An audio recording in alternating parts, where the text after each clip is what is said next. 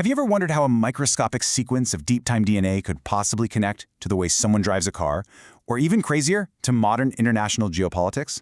Well, in today's Explainer, we're unpacking the incredibly fascinating case study of Vadim Chernov. We're going to be looking at some highly detailed source documents that basically bridge the microscopic world of genetics all the way up to macroscopic global events. It is a really dense, brilliant synthesis of biology, physics, and statecraft. Let's get into it. So, let's dive right into this core concept, a genetic palimpsest. If you're not familiar, imagine an ancient manuscript where earlier texts are written over, but they're not erased. They perfectly preserve each other.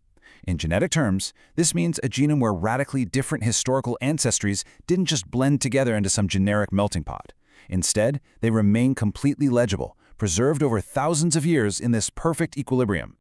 Okay, here's our roadmap for this explainer. We'll start with the biological time capsule, explore the 4 pillars of this specific ancestry, see how that manifests in the human eye and behavior, and finally, we'll scale all of this up to geopolitics.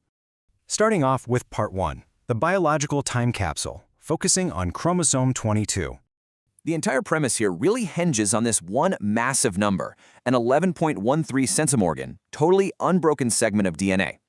Now, to put that into perspective, standard genetic models tell us that chromosomes fragment with every single generation. Over 1,500 years, which is about 50 generations, a chunk of biological code this large should have eroded into absolute statistical static. But it didn't. It survived completely intact. Right, so how did it survive? Well, it sits in what geneticists call a recombination cold spot on chromosome 22. This is an area with an exceptionally low crossover rate. Biologically speaking, it was naturally selected to preserve complex, highly critical gene families. Specifically, it protected the vital IgL immune response locus from being scrambled during things like medieval plagues and epidemics. It acted as a literal evolutionary shield. And what's truly fascinating is that this modern DNA is a perfect match to a famous ancient genome known as Oakington-04. Oakington-04 was a woman buried in a 5th century Anglo-Saxon cemetery in Cambridgeshire, England. But genetically, she had absolutely zero continental Germanic ancestry. She was actually a pre-Roman native Celtic woman buried with elite status. So, this unbroken 11.13 centimorgan block directly ties modern genetics back to this deep indigenous pre-migration British layer. All right, moving on to Part 2, the 4 pillars of ancestry and the 1974 convergence. This unique genetic matrix is actually resting on 4 highly distinct pillars. On the maternal side, you've got the deep, pre-Roman Celtic substrates and megalith builders of old Europe. Now contrast that with the paternal side, which brings in alpine military engineers and the nomadic, equestrian elites of the Finno-Ugric and Khazar steppes. It is a massive collision of incredibly distinct historical forces that somehow perfectly balance each other out. But the documents also highlight a tragic family event in 1979 known as the Moscow Break. The sudden passing of the maternal grandfather in Moscow, followed closely by the grandmother, actually acted as a biological bottleneck. It essentially halted genetic dilution and sealed these specific megalithic and Brittonic codes into the subject's maternal inheritance at maximum informational concentration for the next generation. So, let's look at Part 3, Quantum Optics of the Eye. How do these deeply layered, ancient ancestries physically show up today? If you've ever wondered why hazel eyes seem to literally change color, the texts actually analyze this by showing how the hazel eye isn't just a single pigment. It's a dynamic optical illusion. First up, incoming light hits low-density collagen in the stroma, causing Rayleigh scattering, which is the exact same physics that makes the sky blue. Second, the scattered blue light passes through a yellow lipochrome layer, shifting it to green. And finally, a dense inner ring of eumelanin completely absorbs light right at the pupil. And here is where those ancestral pillars we just talked about physically collide. The ancient Western lineages, the megalithic and Celtic lines, provide the genetic mutations for low melanin, creating the actual structural emptiness required for scattering light. Meanwhile, the Eastern steppe and alpine lines provide the dark, highly protective eumelanin pigment rings. So the eye itself becomes a biological transition zone, holding these wildly divergent histories in perfect equilibrium. Moving right along to Part 4, the mechanical steed. Let's look at equestrian genetics. The texts assign a pretty stunning 9.5 out of 10 genetic rider index to this profile. The author argues that this isn't just some learned hobby, it is a deep-time biological memory. It combines ancient Celtic horse cults, the heavy shock cavalry of the Teutonic Knights, and the unparalleled equestrian mastery of Hungarian and Kazan nomadic elites. Now here's where the analysis takes a really fascinating leap.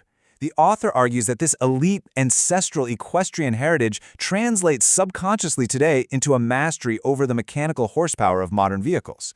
The physical car, like a documented Mitsubishi Pajero Sport, literally becomes the modern mechanical steed. Driving isn't just a commute, it's an exercise in algorithmic prediction, reading the terrain, and maintaining autonomous mobility, echoing exactly how ancient cavalry used to scout and dominate landscapes.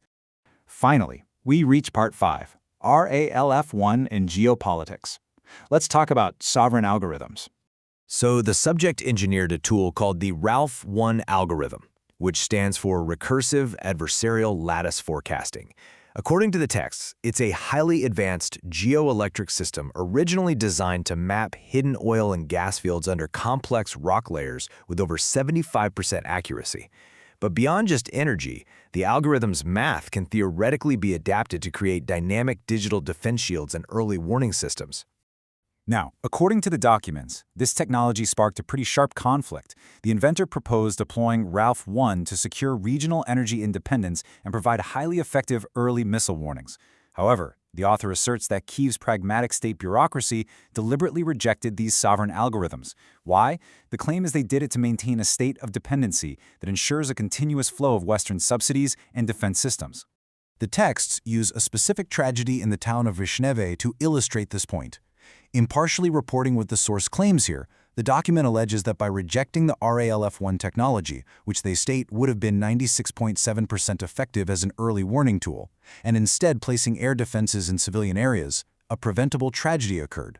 The text even goes so far as to argue that this local devastation was then leveraged diplomatically to demand defense systems from neighboring countries like Poland. This quote really crystallizes the source's central thesis.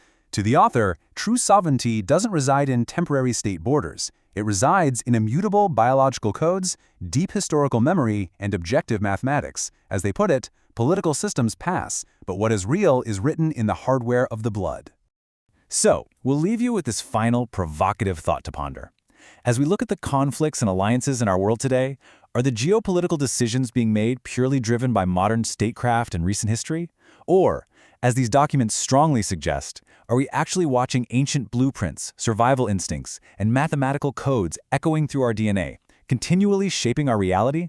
It is absolutely a fascinating lens through which to view human history and technology. Thanks so much for joining us for this explainer, and we'll see you next time.